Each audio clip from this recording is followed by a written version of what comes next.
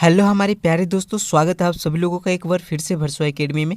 आज की इस वीडियो में हम लोग सिविक्स का चैप्टर 2 संविधान निर्माण देखने वाले हैं। ठीक है, इससे रिलेटेड जो भी क्वेश्चंस महत्वपूर्ण क्वेश्चंस है वो सारे इस वीडियो में हम लोग करने वाले हैं। ठीक है, तो इस वीडियो में हम लोग इंपॉर्टेंट क्वेश्चंस पहले तो हम लोग इसका ऑब्जेक्टिव क्वेश्चंस करेंगे। ठीक है, उसके बाद इसमें जो क्वेश्चंस आपके एग्जाम में पूछे जाते हैं, आपका यूनिट टेस्ट हो, आपका वार्षिक परीक्षा, अर्धवार्षिक परीक्षा या वीकली टेस्ट हो रहा हो, उसमें महत्वपूर्ण क्वेश्चंस, मोस्ट इंपॉर्टेंट क्वेश्चंस सभी इस वीडियो में शेयर किया गया है। ठीक है, तो इस वीडियो को शुरू से लेकर अंत तक देखिएगा और अपने दोस्तों को भी जरूर से जरूर शेयर कर दीजिएगा।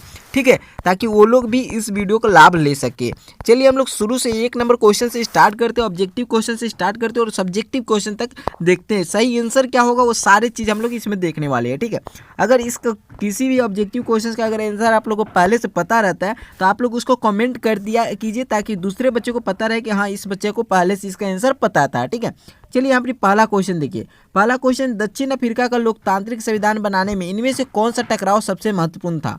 ठीक है, तो दक्षिण अफ्रीका का लोकतांत्रिक संविधान बनाने में इनमें से कौन सा टकराव सबसे महत्वपूर्ण था। ऑप्शन ए देखिए, दक्षिण अफ्रीका और उसके पड़ोसी देशों का, स्त्रियों और पुरुषों का। ऑप्शन सी क्या है, गोरे अल्पसंख्यकों और अश्वेत बहुसंख्यकों का। या ऑप्शन डी, रंगीन चमड़ी वाले बहुसंख्यकों और अश्वेत अल्पसंख्यकों का।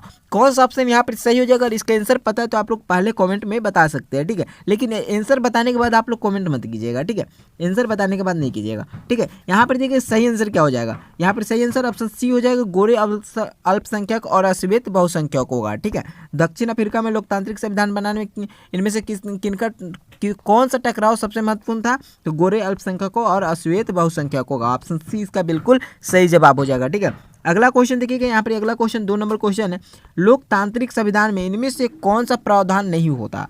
लोकतांत्रिक संविधान में इनमें से कौन सा प्रावधान नहीं हो रहता है? कौन सा नहीं रहता है? शासन प्रमुख का अधिकार नहीं रहता है, शासन प्रमुख का नाम नहीं रहता है, विधायिका के अधिकार नहीं रहता है, या देश का नाम नहीं रहता है। कौन सा ऑप्शन सही हो जाएगा? आपको आंसर अगर पहले से पता है तो आंसर कमेंट कीजिए। ठीक है, चलिए यहाँ पर देखिए कौन सा ऑप्शन सही हो जाएगा। यहाँ पर ऑप्शन बी इसका सही जवाब हो जाएगा, शासन प्रमुख का नाम। लोकतांत्रिक संविधान में इनमें से कौन सा प्रावधान नहीं रहता? शासन प्रमुख का नाम नहीं रहता है। ठीक है, ऑप्शन बी इसका बिल्कुल सही जवाब हो जाएगा। ठीक है, अगला क्वेश्चन की तरफ बढ़ते हैं। अगला क्वेश्चन देखिएगा। 3 नंबर क्वेश्चन क्या है कि दक्षिण अफ्रीका कब स्वतंत्र हुआ। 3 नंबर क्वेश्चन, दक्षिण अफ्रीका कब स्वतंत्र हुआ। ऑप्शन ए 26 अप्रैल 1994 को, या ऑप्शन बी 6 दिसंबर 1992 को, या ऑप्शन सी 5 अगस्त 1999 को, या इनमें से कोई नहीं। ऑप्शन डी इनमें से कोई नहीं। कौन सा ऑप्शन सही हो जाएगा? तो यहाँ देखिएगा ऑप्शन ए 26 अप्रैल 1994 को दक्षिण अफ्रीका स्वतंत्र हुआ था। मतलब ऑप्शन ए बिल्कुल सही जवाब हो जाएगा। ठीक है, अगले क्वेश्चन की तरफ बढ़ते हैं। अगला क्वेश्चन देखिएगा। 4 नंबर क्वेश्चन, संविधान सभा का अध्यक्ष कौन थे। संविधान सभा के अध्यक्ष कौन थे? Motilal Nehru, doctor BR Ambedkar, doctor Rajendra Prasad, या इनमें से कोई नहीं। कौन सा ऑप्शन यहाँ पर सही हो जाएगा? संविधान सभा के अध्यक्ष कौन थे? संविधान सभा के अध्यक्ष थे डॉक्टर राजेंद्र प्रसाद। ऑप्शन सी इसका सही जवाब हो जाएगा, डॉक्टर राजेंद्र प्रसाद। ठीक है, अगले क्वेश्चन की तरफ बढ़ते हैं। अगला क्वेश्चन देखिएगा आप लोग। अगला क्वेश्चन है पंथ। पंथ मतलब धर्म होता है। धर्म निरपेक्ष का सही अर्थ इनमें से कौन सा है? धर्म निरपेक्ष का सही अर्थ इनमें से कौन सा है? किसी भी धर्म को अपनाने की सुविधा, किसी एक धर्म को राज्य की मान्यता, या दूसरे धर्मों को अस्वीकार करना, या इनमें से कोई नहीं। कौन सा ऑप्शन सही हो जाएगा? यहाँ पर ही धर्म निरपेक्ष का सही अर्थ क्या होगा? कौन सा है? धर्म निरपेक्ष का सही अर्थ क्या होता है? किसी भी धर्म को अपनाने की सुविधा। ऑप्शन ए इसका सही जवाब हो जाएगा। ठीक है, अगले क्वेश्चन की तरफ बढ़ते हैं। अगला क्वेश्चन देखिएगा। यहाँ पर 6 नंबर क्वेश्चन है कि भारतीय संविधान को लिखने वाली सभा में कितने सदस्य थे। भारतीय संविधान को लिखने वाली सभा में कितने सदस्य थे? पहला ऑप्शन है 250 सदस्य, दूसरा ऑप्शन 299 सदस्य, या 275 सदस्य, या इनमें से कोई नहीं। कौन सा ऑप्शन सही हो जाएगा? देखिए कौन सा ऑप्शन सही हो जाएगा। तो भारतीय संविधान को लिखने वाली सभा में कुल 299 सदस्य थे। मतलब ऑप्शन बी आपका सही जवाब हो जाएगा। ठीक है, अगले क्वेश्चन की तरफ बढ़ते हैं। अगला क्वेश्चन देखिएगा। यहाँ पर 7 नंबर क्वेश्चन है, प्रारूप कमेटी के अध्यक्ष कौन थे। प्रारूप कमेटी के अध्यक्ष कौन थे? Motilal Nehru, doctor BR Ambedkar, doctor Rajendra Prasad, या इनमें से कोई नहीं। कौन सा ऑप्शन सही हो जाएगा? प्रारूप कमेटी के अध्यक्ष कौन थे? प्रारूप कमेटी के अध्यक्ष थे डॉक्टर BR अम्बेडकर। मतलब ऑप्शन बी इसका सही जवाब हो जाएगा। ठीक है, अगला क्वेश्चन देखिएगा, यहाँ पर ही 8 नंबर क्वेश्चन, नेल्सन मंडेला को कब जेल से छोड़ा गया? नेल्सन मंडेला को जेल से कब छोड़ा गया था? 1994 में, 1984 को, या 1974 को, या 1964 को? कौन सा ऑप्शन यहाँ पर सही हो जाएगा? नेल्सन मंडेला को कब जेल से छोड़ा गया था? तो नेल्सन मंडेला को जेल से कब छोड़ा गया था? 1994 में छोड़ा गया था। ऑप्शन ए इसका सही जवाब हो जाएगा। ठीक है, अगले क्वेश्चन की तरफ बढ़ते हैं। यहाँ देखिए 9 नंबर क्वेश्चन, बेरोजगार लोगों के लिए बेरोजगारी भत्ते की व्यवस्था करना किससे संबंधित है? बेरोजगार लोगों के लिए बेरोजगारी भत्ते की व्यवस्था करना किससे संबंधित है? मौलिक अधिकार, मौलिक कर्तव्य, या निर्देशक तत्व, या इनमें से कोई नहीं? कौन सा ऑप्शन सही हो जाएगा? तो देखिए यहाँ पर सही जवाब कौन सा हो जाएगा? ऑप्शन सी, निर्देशक तत्व। ऑप्शन सी इसका बिल्कुल सही जवाब हो जाएगा। ठीक है, अगले क्वेश्चन की तरफ बढ़ते हैं। अगला क्वेश्चन देखिएगा, 10 नंबर क्वेश्चन है कि देश का सर्वोच्च कानून कौन है? मतलब सर्वोच्च मतलब सबसे बड़ा कानून कौन है? धर्म है, सर्वोच्च न्यायालय है, या संविधान है, या कौन? राष्ट्रपति है। क्या कौन सा ऑप्शन सही हो जाएगा? देश का सर्वोच्च कानून कौन सा है? तो देश का सर्वोच्च कानून क्या हो जाएगा? संविधान हो जाएगा। ऑप्शन सी इसका सही जवाब हो जाएगा। ठीक है, अगले क्वेश्चन की तरफ बढ़ते हैं। अगला क्वेश्चन देखिएगा, संविधान सभा की पहली बैठक कब हुई थी? 11 नंबर क्वेश्चन है, संविधान सभा की पहली बैठक कब हुई थी? देखिए ऑप्शन ए है दिसंबर 1945 में, या दिसंबर 1946 में, या नवंबर 1946 में, या नवंबर 1945 में? कौन सा ऑप्शन सही हो जाएगा? तो संविधान सभा की पहली बैठक कब हुई थी? दिसंबर 1946 में। ऑप्शन बी इसका सही जवाब हो जाएगा। ठीक है, 11 नंबर का ऑप्शन बी सही जवाब हो जाएगा। अगले क्वेश्चन की तरफ बढ़ते हैं। अगला क्वेश्चन देखिएगा, 12 नंबर क्वेश्चन, नेल्सन मंडेला ने रंगभेद नीति का विरोध कब किया था? नेल्सन मंडेला ने रंगभेद नीति का विरोध कब किया था? 1964 में, 1972 में, 1932 में, या 1928 में? कौन सा ऑप्शन सही हो जाएगा? नेल्सन मंडेला ने रंगभेद की नीति का विरोध कब किया था? 1928 में किया था। ऑप्शन डी इसका सही जवाब हो जाएगा। ठीक है, अगले क्वेश्चन की तरफ बढ़ते हैं। अगला क्वेश्चन देखिएगा, 13 नंबर क्वेश्चन, स्वतंत्र भारत का संविधान कब लागू हुआ? स्वतंत्र भारत का संविधान कब लागू हुआ? आप सभी लोगों को पता होगा, बहुत ईजी क्वेश्चन है। ठीक है, स्वतंत्र भारत का संविधान कब लागू हुआ था? 26 जनवरी 1950 को, 26 नवंबर 1949 को, या 15 अगस्त 1947 को, या 26 जनवरी 1947 को? फटाफट से इसका आंसर तो आप लोग को कमेंट में बिल्कुल बताना है। स्वतंत्र भारत का संविधान कब लागू हुआ? ठीक है, इसका आंसर हम बताएंगे ही नहीं, इसका आंसर हम नहीं बताएंगे, आप लोगों को कमेंट में बता देना है। ठीक है, जो लोग सबसे पहले जवाब देंगे उनका कमेंट पिन आउट कर दिया जाएगा। ठीक है, 14 नंबर क्वेश्चन देखिएगा, उद्देश्य प्रस्ताव किसके द्वारा दिया गया था? उद्देश्य प्रस्ताव किसके द्वारा दिया गया था? जवाहरलाल नेहरू के द्वारा, डॉक्टर BR अम्बेडकर, भीमराव अम्बेडकर के द्वारा, या डॉक्टर राजेंद्र प्रसाद के द्वारा, या सरदार पटेल के द्वारा? किसके द्वारा दिया गया था? उद्देश्य प्रस्ताव किसके द्वारा दिया गया था? उद्देश्य प्रस्ताव दिया गया था सरदार पटेल के द्वारा। ऑप्शन डी इसका सही जवाब हो जाएगा। ठीक है, अगले क्वेश्चन की तरफ बढ़ते हैं। अगला क्वेश्चन देखिएगा, यहाँ पर 15 नंबर क्वेश्चन है, सरकार किसी भी धर्म का पक्ष नहीं लेगी। सरकार किसी भी धर्म का पक्ष नहीं लेगी, यह संविधान का कौन सा निर्देशिक मूल्य है? यह कौन सा निर्देशिक मूल्य है? धर्मनिरपेक्ष है। ऑप्शन सी इसका सही जवाब। सरकार किसी भी धर्म का पक्ष नहीं लेगी। ठीक है, यह संविधान का कौन सा निर्देशिक मूल्य है? धर्मनिरपेक्ष। ऑप्शन सी इसका बिल्कुल सही जवाब हो जाएगा। ठीक है, अगले क्वेश्चन की तरफ बढ़ते हैं। यहाँ देखिए 16 नंबर क्वेश्चन है, संविधान का वह कथन जिसमें कोई देश अपने संविधान के बुनियादी मूल्यों और अवधारणाओं को स्पष्ट ढंग से कहता है, क्या कहलाता है? वो क्या कहलाता है? वो प्रस्तावना कहलाता है। ऑप्शन बी इसका सही जवाब हो जाएगा। ठीक है, ऑप्शन बी इसका सही जवाब हो जाएगा। यहाँ देखिए 17 नंबर क्वेश्चन है, विश्व का सबसे बड़ा एवं लिखित संविधान किस देश का है? विश्व का सबसे बड़ा और लिखित संविधान किस देश का? अमेरिका, चीन, भारत, या ऑस्ट्रेलिया? कौन सा ऑप्शन सही हो जाएगा? विश्व का सबसे बड़ा एवं लिखित संविधान किस देश का है? भारत का है। ऑप्शन सी इसका सही जवाब हो जाएगा। ठीक है, अगले क्वेश्चन की तरफ बढ़ते हैं। यहाँ देखिए 18 नंबर क्वेश्चन, भारत के संविधान की व्याख्या का अधिकार है। भारत के संविधान का व्याख्या का अधिकार किसके पास है? सर्वोच्च न्यायालय और उच्च न्यायालय के पास, राष्ट्रपति के पास, भारतीय संसद के पास, या प्रधानमंत्री के पास? किसके पास है? भारतीय जो भारत का संविधान है उसका व्याख्या का अधिकार किसके पास है? 18 नंबर क्वेश्चन है, इसका सही आंसर क्या हो जाएगा? इसका सही आंसर हो जाएगा सर्वोच्च न्यायालय और उच्च न्यायालय के पास। ऑप्शन ए इसका सही आंसर हो जाएगा। ठीक है, सही जवाब हो जाएगा। ठीक है, अगले क्वेश्चन की तरफ बढ़ते हैं। यहाँ देखिएगा 19 नंबर क्वेश्चन क्या है, किस देश को 1980 में अल्पसंख्यक गोरों के शासन से मुक्ति मिली? किस देश को 1980 में अल्पसंख्यक गोरों के शासन से मुक्ति मिली? जिम्बाब्वे को, दक्षिण अफ्रीका को, नेपाल को, या भारत को? कौन सा ऑप्शन यहाँ पर सही हो जाएगा? किस देश को 1980 में अल्पसंख्यक गोरों के शासन से मुक्ति मिली? कौन सा ऑप्शन सही हो जाएगा? यहाँ अगले क्वेश्चन की तरफ बढ़ते हैं। यहाँ देखिएगा यहाँ पर 20 नंबर क्वेश्चन है, किस वर्ष भारतीय संविधान की प्रस्तावना में धर्मनिरपेक्ष शब्द जोड़ा गया? किस वर्ष भारतीय संविधान की प्रस्तावना में धर्मनिरपेक्ष शब्द जोड़ा गया? 1956, 1966, 1976 या 1986? कौन सा ऑप्शन सही हो जाएगा? तो यहाँ पर कौन सा ऑप्शन सही हो जाएगा? 20 का सही आंसर हो जाएगा ऑप्शन सी 1976। ठीक है, किस वर्ष भारतीय संविधान में प्रस्तावना में धर्मनिरपेक्ष शब्द जोड़ा गया था? 1976 में। ठीक है, ऑप्शन सी इसका सही जवाब हो जाएगा। ठीक है, अगले क्वेश्चन की तरफ बढ़ते हैं। यहाँ देखिएगा 21 नंबर क्वेश्चन है, भारतीय संविधान सभा ने किस दिन अपना काम पूरा कर लिया? भारतीय संविधान सभा ने किस दिन अपना काम पूरा कर लिया था? 26 जनवरी 1949 को, 26 जनवरी 1950 को, 26 नवंबर 1949 को या 26 नवंबर 1950 को? कौन सा ऑप्शन सही हो जाएगा? तो देखिए यहाँ पर सही आंसर क्या हो जाएगा? ऑप्शन सी 26 नवंबर 1949 को। ठीक है, 26 नवंबर 1949 को सही आंसर हो जाएगा, सही जवाब हो जाएगा। ठीक है, अगले क्वेश्चन की तरफ बढ़ते हैं।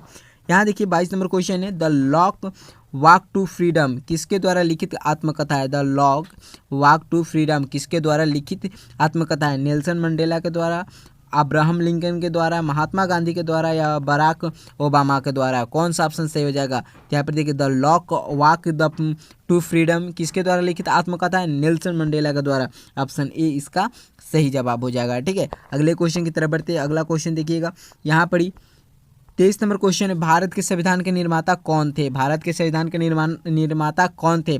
डॉक्टर भीमराव अंबेडकर, डॉक्टर राजेंद्र प्रसाद, मोतीलाल नेहरू या लाल बहादुर शास्त्री? कौन सा ऑप्शन यहाँ पर ही सही हो जाएगा? यहाँ पर देखिएगा doctor Bhimrao Ambedkar, option A इसका सही जवाब हो जाएगा। ठीक है, अगले क्वेश्चन की तरफ बढ़ते हैं। अगला क्वेश्चन देखिएगा, यहाँ पर 24 नंबर क्वेश्चन है, प्रत्येक नागरिक को अपना प्रतिनिधि चुनने और जनप्रतिनिधि के तौर पर चुने जाने का अधिकार कौन देता है? प्रत्येक नागरिक को अपने प्रतिनिधि चुनने और जनप्रतिनिधि के तौर पर चुने जाने का अधिकार कौन देता है? अधिकार कौन देता है? संसद देता है, निर्वाचन आयोग देता है, राष्ट्रपति देता है या संविधान देता है? कौन सा ऑप्शन सही हो जाएगा? ठीक है, कौन सा ऑप्शन सही हो जाएगा? ऑप्शन डी इसका सही जवाब हो जाएगा, संविधान। ठीक है, अगले क्वेश्चन की तरफ बढ़ते हैं। यहाँ देखिए 25 नंबर क्वेश्चन है, रंग भेद की नीति इनमें से किस देश में प्रचलित थी?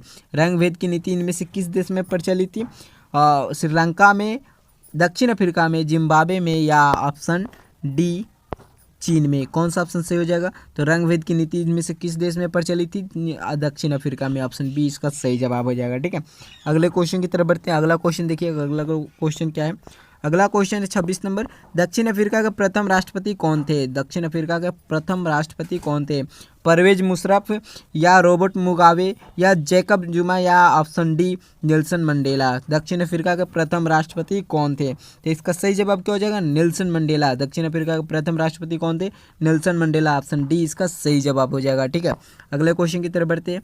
यहाँ देखिएगा 27 नंबर क्वेश्चन है, भारतीय संविधान सभा के लिए कब चुनाव कराए गए थे? भारतीय संविधान सभा के लिए कब चुनाव कराए गए थे? जुलाई 1942 में, जुलाई 1944 में, जुलाई 1945 में या जुलाई 1946 में? कौन सा ऑप्शन सही हो जाएगा? भारतीय संविधान सभा के लिए कब चुनाव कराए गए थे? कौन सा ऑप्शन सही हो जाएगा? ऑप्शन डी जुलाई 1946 में, ऑप्शन डी इसका बिल्कुल सही जवाब हो जाएगा। ठीक है, अगला क्वेश्चन देखिएगा, अगला क्वेश्चन क्या है? 28 नंबर क्वेश्चन है, संविधान के संबंध में इनमें से कौन सा कथन असत्य है? संविधान के संबंध में इनमें से कौन सा कथन असत्य है? यह साथ रह रहे विभिन्न तरह के लोगों के बीच जरूरी भरोसा एवं सहयोग विकसित करता है। यह स्पष्ट करता है कि सरकार का गठन कैसे होगा और किसे फैसला लेने का अधिकार है। यह सरकार के अधिकारों को सीमा नहीं बताता, यह नागरिकों के अधिकारों के बारे में बताता है। कौन सा ऑप्शन यहाँ पर सही हो जाएगा? ऑप्शन कौन सा ऑप्शन यहाँ पर सही हो जाएगा? 28 नंबर का ऑप्शन सी, यह सरकार के अधिकारों की सही सीमा नहीं बताता है। संविधान यहाँ पर देखिएगा असत्य बोला था। ठीक है, संविधान के संबंध में इनमें से कौन सा कथन असत्य है? तो ये सरकार के अधिकारों को सीमा नहीं बताता है, ये असत्य है। ठीक है, ये असत्य है। ठीक है, ये ऑप्शन सी आपका सही जवाब हो जाएगा। अगले क्वेश्चन की तरफ बढ़ते हैं। यहाँ देखिएगा 29 नंबर क्वेश्चन है, इनमें से कौन भारतीय संविधान सभा के सदस्य नहीं थे? इनमें से कौन भारतीय संविधान सभा के सदस्य नहीं थे? महात्मा गांधी, डॉक्टर भीमराव अंबेडकर, पंडित जवाहरलाल नेहरू या डॉक्टर राजेंद्र प्रसाद? कौन सा ऑप्शन सही हो जाएगा? इनमें से कौन भारतीय संविधान सभा के अध्यक्ष नहीं थे? तो कौन सा सही आंसर हो जाएगा? ऑप्शन ए, महात्मा गांधी संविधान सभा का सदस्य नहीं थे। ठीक है, ऑप्शन ए इसका सही जवाब हो जाएगा। ठीक है, अगला क्वेश्चन देखिएगा, यहाँ पर 30 नंबर क्वेश्चन है, इनमें से भारतीय संविधान का बुनियादी मूल्य कौन नहीं है? इनमें से भारतीय संविधान के बुनियादी मूल्य कौन नहीं है? स्वतंत्रता, समानता, असहिष्णुता या पंथ निरपेक्ष या धर्मनिरपेक्ष आप उसको बोल सकते हैं, ठीक है। इनमें से कौन सा भारतीय संविधान के बुनियादी मूल्य कौन नहीं है, तो असही सुनता, ऑप्शन सी इसका सही जवाब हो जाएगा, ठीक है। अगले क्वेश्चन की तरफ बढ़ते हैं। यहाँ देखिए, यहाँ पर हम लोग 30 MCQ क्वेश्चंस या बोलिए ऑब्जेक्टिव क्वेश्चंस हम लोग कर चुके हैं। अब हम लोग सब्जेक्टिव क्वेश्चंस करेंगे और भी इंपॉर्टेंट भी क्वेश्चंस आप लोग को कर लेना होगा। कम से कम आप लोग को देखिए, ये वीडियो बनाने का तभी मकसद कंप्लीट होगा जब आप लोग इस सारे क्वेश्चंस को याद कर लेते हैं। जो इंपॉर्टेंट क्वेश्चन है उसको तो जरूर से जरूर याद कर लीजिएगा, ठीक है। जैसे यहाँ पे इंपॉर्टेंट, मोस्ट इंपॉर्टेंट लिखा रहेगा, ठीक है। देख लीजिएगा क्वेश्चन। पहला क्वेश्चन, संविधान किसे कहते हैं? संविधान किसे कहते हैं? तो इसका आंसर क्या हो जाएगा? किसी देश या संस्था द्वारा निर्धारित किए गए वह नियम जिसके माध्यम से संस्था का सुचारू ढंग से संचालन हो सके, उसे देश या संस्था का संविधान कहा जाता है। और यहाँ पर आगे थोड़ा सा ये, यहाँ तक आपका ये आंसर होगा, लेकिन थोड़ा सा ये पॉइंट इसलिए बढ़ाया गया ताकि आप लोग इसको भी याद रखेगा। भारत का संविधान सभा द्वारा 26 जनवरी 1950 को आंशिक रूप से संपूर्ण देश में लागू कर दिया गया था, ठीक है। इसका आंसर हम आप लोग को बताए नहीं थे, और जो इसका आंसर यहाँ पर आप लोग को देखने को मिल जाता है। अगर अभी तक कोई बच्चे इसका कमेंट नहीं किए तो जाकर आप लोग फटाक से आंसर दे दीजिएगा, ठीक है। 26 जनवरी 1950 को इसको आंशिक रूप से संपूर्ण देश में लागू कर दिया गया था, ठीक है। अगले क्वेश्चन की तरफ बढ़ते हैं। यहाँ देखिएगा, ये बहुत ज़्यादा मतलब इंपॉर्टेंट क्वेश्चन है। रंग भेद की नीति से आप क्या समझते हैं? रंग भेद की नीति से आप क्या समझते हैं? देखिए इसका आंसर क्या हो जाएगा? रंग भेद की नीति नस्ली भेदभाव पर आधारित उस व्यवस्था को कहते हैं जो विशिष्ट तौर पर दक्षिण अफ्रीका में 1948 से 1994 के बीच चलाई गई थी। ये इसका आंसर हो जाएगा। फटाफट से इसको नोट कर लेना है, इसको याद कर लेना है, ठीक है। ये बहुत इंपॉर्टेंट क्वेश्चन है, ठीक है। अगले क्वेश्चन की तरफ बढ़ते हैं। यहाँ देखिए, मोस्ट इंपॉर्टेंट क्वेश्चन, मतलब ये तो उससे भी ज़्यादा इंपॉर्टेंट है। संविधान संशोधन से आप क्या समझते हैं? संविधान संशोधन से आप क्या समझते हैं? तो देखिए इसका आंसर क्या हो जाएगा? समय समय पर संविधान में जो परिवर्तन लाया जाता है उसे हम लोग क्या कहते हैं? संविधान संशोधन कहते हैं, ठीक है। समय समय पर मतलब टाइम टाइम पे जो उसमें संविधान में जो परिवर्तन लाया जाता है कि नहीं अब ये ऐसे होगा, ठीक है, तो उसे हम लोग क्या कहते हैं? संविधान संशोधन कहते हैं। इसका आंसर हो जाएगा। फटाफट से आप लोग को नोट कर लेना है, ठीक है। नोट करके याद भी कर लेना है, ठीक है। केवल नोट करके कॉपी में नहीं रखना है, याद भी कर लेना है। यहाँ देखिएगा प्रश्न, अगला प्रश्न है कि पंथ निरपेक्षता या धर्मनिरपेक्षता से आपका क्या तात्पर्य है? तो देखिए, धर्मनिरपेक्षता का अर्थ राज्य सभी धर्मों से दूरी बनाकर रहे, जबकि पंथ निरपेक्षता का मतलब है राज्य किसी भी धर्म विशेष का साथ भेदभाव ना करे, ठीक है। ये इसका उत्तर हो जाएगा। इसको आप लोग को नोट कर लेना है। अगले क्वेश्चन की तरफ बढ़ते हैं। यहाँ देखिएगा, अगला क्वेश्चन क्या है? Just 1 second. हाँ देखिए, भारत एक धर्मनिरपेक्ष राज्य है, कैसे? ये आपको बताना है, ठीक है। इसका उत्तर क्या हो जाएगा? भारत एक धर्मनिरपेक्ष राज्य है। भारतीय संविधान के अनुसार यहाँ किसी भी धर्म, पंथ, जाति या जनसमूह कोई विशेष अधिकार प्राप्त नहीं है, मतलब किसी को कोई विशेष अधिकार प्राप्त नहीं है। अगला देखिएगा, पहला ऑप्शन क्या है? सबको पूर्ण धार्मिक स्वतंत्रता और समानता प्रदान की गई है। दूसरा, कोई व्यक्ति अपनी इच्छा अनुसार किसी भी समय पंथ बदलकर दूसरे पंथ में जा सकता है। तीसरा, कोई भी पंथ अपना धर्म स्थल, पूजा स्थल स्वतंत्र रूप से बना सकता है और उसे किसी भी तरह उपासना करने की स्वतंत्रता है, ठीक है। अगला देखिएगा, 4 नंबर क्या है? सरकारी नौकरियां योग्यता के अनुसार दी जाती है, उसमें धर्म या पंथ का कोई भेदभाव नहीं होता, ठीक है। ये इसका उत्तर हो जाएगा। इसको फटाक से आप लोग को नोट कर लेना है। स्क्रीनशॉट ले लीजिए, अभी स्क्रीनशॉट ले लीजिए। अगर कॉपी लेकर बैठे तो इसको नोट भी कर लीजिए, ठीक है। नोट करके आप लोग को याद भी कर लेना है। देखिए, मोस्ट इंपॉर्टेंट क्वेश्चन आ गया। हमें संविधान की आवश्यकता क्यों है? हमें संविधान की आवश्यकता क्यों है? संविधान के द्वारा, या इस क्वेश्चन की इस प्रकार से भी पूछा जाता है अथवा इस प्रकार से भी पूछा जा सकता है, संविधान के द्वारा ही किसी लोकतांत्रिक देश की सरकार निर्माण होता है। कोई 3 बिंदु देकर स्पष्ट कीजिए कि हमें संविधान की आवश्यकता क्यों है। ये क्वेश्चन इस प्रकार से भी आपसे पूछा जा सकता है, ठीक है। तो आप लोग को आंसर जब याद रहेगा तो आप लोग से किसी भी प्रकार से क्वेश्चन पूछा जाए आप लोग आसानी से उसका आंसर दे दीजिएगा, ठीक है। देखिए कैसे होगा। सरकार के विभिन्न अंगों में संविधान का कारण मतभेद नहीं होता। यदि मतभेद होते भी है तो उसे संविधान के अनुसार सुलझा लिया जाता है। दूसरा क्या हो जाएगा? सरकार अपनी शक्तियों का दुरुपयोग नहीं कर सकती है, ठीक है। तीसरा क्या हो जाएगा? नागरिकों के मौलिक अधिकारों की रक्षा संविधान के द्वारा ही होता है, ठीक है। ये इसका उत्तर हो जाएगा। आप लोग अभी स्क्रीनशॉट ले लीजिए, नहीं तो अगर कॉपी लेकर बैठे तो वीडियो को स्टॉप कीजिए और अपना लिखना शुरू कर दीजिए, ठीक है। अगले क्वेश्चन की तरफ हम लोग बैठते हैं। अगला क्वेश्चन देखिएगा, यहाँ पर प्रश्न है कि भारतीय संविधान एक जीवित दस्तावेज है, स्पष्ट कीजिए। या क्वेश्चन को इस प्रकार से पूछ सकता है, भारतीय संविधान एक जीवित आलेख है, कैसे? ठीक है, इसका आंसर क्या हो जाएगा देख लीजिएगा। बहुत अच्छा आंसर, मतलब छोटा आंसर दिया गया ताकि आप लोग को याद करने में कोई दिक्कत ना हो। भारतीय संविधान एक जीवित दस्तावेज है क्योंकि इसमें समय की गति को देखते हुए इसके कुछ भागों को बदलने का प्रक्रिया है। हम जब चाहे अपने संविधान को बदल सकते हैं, इसमें संशोधन कर सकते हैं। यही कारण है कि इसे एक जीवित दस्तावेज कहा जाता है। ठीक है, ये इसका उत्तर हो जाएगा। फटाक से इसको भी नोट कर लीजिए आप लोग। ठीक है, अगले क्वेश्चन की तरफ बढ़ते हैं। याद देखिए, मोस्ट इंपॉर्टेंट क्वेश्चन है। हम जब चाहे अपने संविधान को बदल सकते हैं, इस प्रक्रिया को क्या कहा जाता है? तो इस प्रक्रिया को क्या कहा जाता है? संविधान संशोधन कहा जाता है। ठीक है, इस तरह का हम लोग एक क्वेश्चन ऊपर में देखे थे जिसमें पूछा था संविधान संशोधन किसे कहा जाता है, और यहाँ पर ही उसका आंसर देकर पूछ लिया कि इसको, इस प्रक्रिया को क्या कहा जाता है। ठीक है, इसको याद कर लेना है आप लोग को। ठीक है, अगला क्वेश्चन देखिएगा। यहाँ पर ही प्रश्न है मतलब उन 3 प्रक्रियाओं का वर्णन करो जिससे संविधान में संशोधन होता है। क्या उसका वर्णन करना है, तो कैसे? देखिए, संसद में उपस्थित मतदान करने वाले सदस्यों के साधारण बहुमत से प्रस्ताव पास कर राष्ट्रपति के हस्ताक्षर के पश्चात संविधान में संशोधन किया जा सकता है। दूसरा देख लीजिएगा, मतदान करने वाले 2/3 सदस्यों का बहुमत प्राप्त हो तथा राष्ट्रपति के हस्ताक्षर से संशोधन किया जा सकता है। या तीसरा क्या हो जाएगा, मतदान करने वाले 2/3 सदस्यों की बहुमत के अलावा कुल राज्य की 50% विधायकों का बहुमत से संशोधन किया जा सकता है। ये उसका उत्तर हो जाएगा। आप लोग को फटाक से का नोट कर लेना और याद भी कर लेना, फटाक से का याद भी कर लेना। ठीक है, इसको 2 से 3 बार आप लोग पढ़िएगा, याद हो जाएगा। ठीक है, समझ कर केवल पढ़ना है, याद हो जाएगा। यहाँ पर देखिएगा, राज्य के नीति निर्देशक सिद्धांतों से आप क्या समझते हैं? राज्य के नीति निर्देशक सिद्धांतों से आप क्या समझते हैं? देखिए, इसका उत्तर क्या हो जाएगा। भारतीय संविधान की वो सिद्धांत जो केंद्र और राज्य सरकार के लिए पथ प्रदर्शन कार्य करते हैं, राज्य के नीति निर्देशक सिद्धांत कहलाते हैं। ये इसका उत्तर हो जाएगा। इसको आप लोग नोट कर सकते हैं। ठीक है, अगला देखिएगा, इंपॉर्टेंट क्वेश्चन। इसको तो बिल्कुल नहीं छोड़ना है। इंपॉर्टेंट और मोस्ट इंपॉर्टेंट क्वेश्चन को तो आप लोग को बिल्कुल नहीं छोड़ना है, उसको तो याद कर ही लेना है। ठीक है, यहाँ पर देखिए क्या क्वेश्चन है। संविधान सभा क्या है? संविधान सभा क्या है? जनप्रतिनिधियों की वह सभा जो संविधान लिखने का काम करती है, संविधान सभा कहलाती है। ये इसका उत्तर हो जाएगा। इसको आप लोग को नोट कर लेना है। ठीक है, अगले क्वेश्चन की तरफ बढ़ते हैं। अगला क्वेश्चन देखिएगा, संविधान की प्रस्तावना एवं उद्देशिका से आप क्या समझते हैं? संविधान की प्रस्तावना एवं उद्देशिका से आप क्या समझते हैं? तो देखिए, इसका उत्तर क्या हो जाएगा। संविधान के शुरुआती बुनियादी मूल्यों को एक छोटी सी उद्देशिका के साथ होती है जिसमें संविधान के उद्देश्य लिखे होते हैं, इसे ही संविधान की प्रस्तावना या उद्देशिका कहते हैं। ठीक है, इसका उत्तर हो जाएगा। ठीक है, अगले क्वेश्चन की तरफ बढ़ते हैं। यहाँ देखिए, ये इंपॉर्टेंट क्वेश्चन है, इसको आप लोग को बिल्कुल इग्नोर नहीं करना है।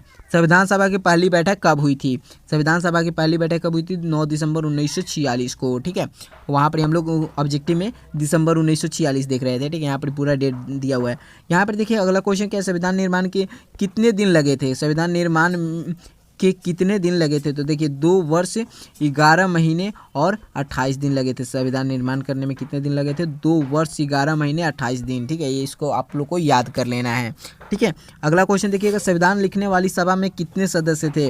संविधान लिखने वाली सभा में कितने सदस्य थे? 299 सदस्य थे। इसको हम लोग ऑब्जेक्टिव क्वेश्चन में देखे थे। ठीक है, अगला क्वेश्चन देखिएगा, संविधान सभा के अध्यक्ष कौन थे? तो इसको भी हम लोग ऑब्जेक्टिव में देखे थे, डॉक्टर राजेंद्र प्रसाद। ठीक है, ये भी मोस्ट इंपॉर्टेंट क्वेश्चन है। ये सब मोस्ट इंपॉर्टेंट क्वेश्चन ये आप लोग को कर लेना है ये सब। ठीक है, अगला क्वेश्चन देखिए, प्रारूप समिति के अध्यक्ष कौन थे? प्रारूप समिति के या कमेटी का अध्यक्ष कौन थे?